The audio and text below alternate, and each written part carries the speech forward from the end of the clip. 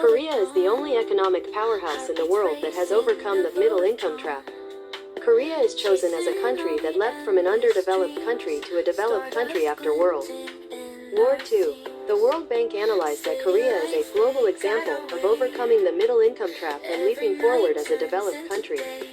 The middle income trap refers to a phenomenon in which a country's economic growth stagnates in the middle income country stage and prevents it from leaping forward to become a high income country.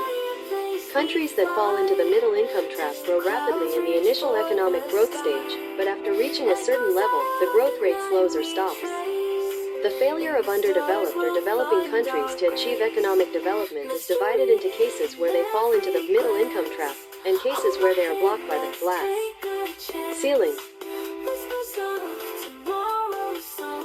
The World Bank said in a report titled Middle Income Trap on August 1st, Korea's per capita income was less than $1,200 in 1960. But it was close to $33,000 last year, was evaluated as a superstar of growth. The World Bank believes that the success of the 3I strategy is a key factor in overcoming the middle income trap. These are investment, technology transfer, and innovation.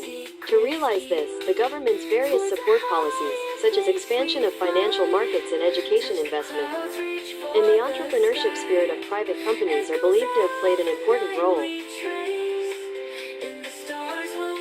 But now they say a new economic model is needed to make a leap forward. Korea's new growth engine is technology startups. Korea needs to transition to a new economic system that can foster tech companies.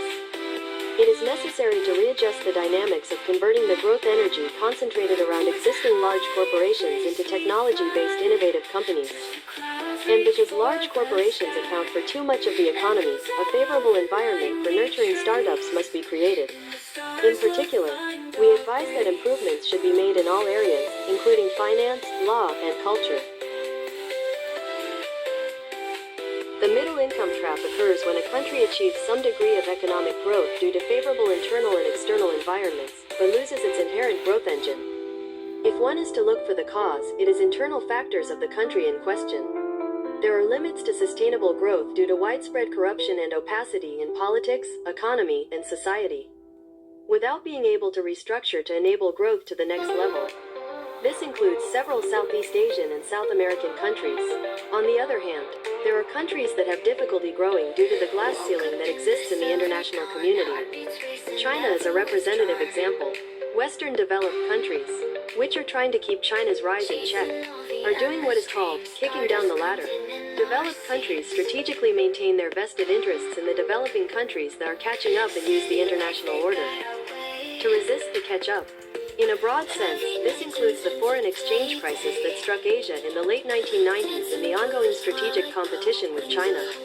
Unlike the middle income trap, the glass ceiling is an external rather than internal factor. However, China has a very large economy relative to its population size and has already secured significant competitiveness.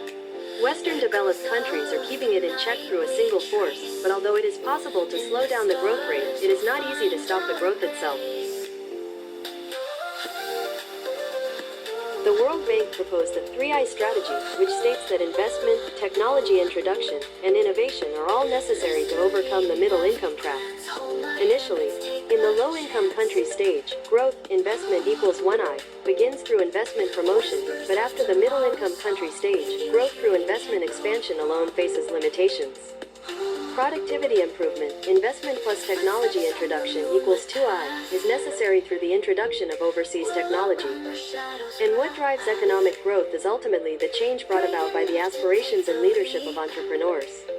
In order to continuously increase productivity and economic growth, innovation through creative destruction of old systems and customs, investment plus technology introduction plus innovation equals 3I, is necessary. Korea expanded infrastructure investment through opening the financial market and attracting foreign capital. Productivity was effectively improved through the introduction of overseas technology and active investment in R&D and education. There is an assessment that this is the background to Korea's success. Additionally, in the wake of the 1997 foreign exchange crisis, The crisis was converted into an opportunity by creating a competitive market by alleviating market collusion and concentration of control through comprehensive reforms in finance and conglomerates, and fostering domestic venture companies. The recent decline in trade and investment due to geopolitical tensions, populism and increase in public debt, and climate change are further dimming the growth prospects of middle-income countries.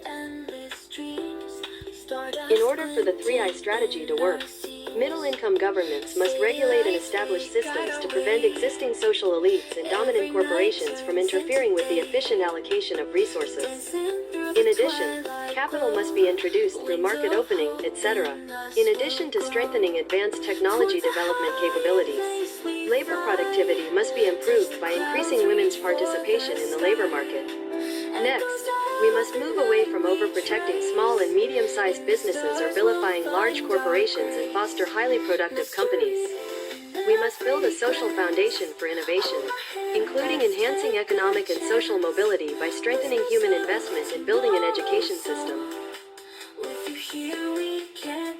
Recent climate change is a significant challenge for middle-income countries, but on the other hand, it can be an opportunity to create a miracle that will lead the global market. To this end, policy support to improve green competitiveness through decarbonization, creation of low-carbon markets, and acceleration of energy efficiency is important. Middle-income countries often rely on manufacturing industries based on low-wage labor, making it difficult to transition to high-value-added industries. To solve these problems, technological innovation, education system improvement, political stability, and advancement of industrial structure are needed.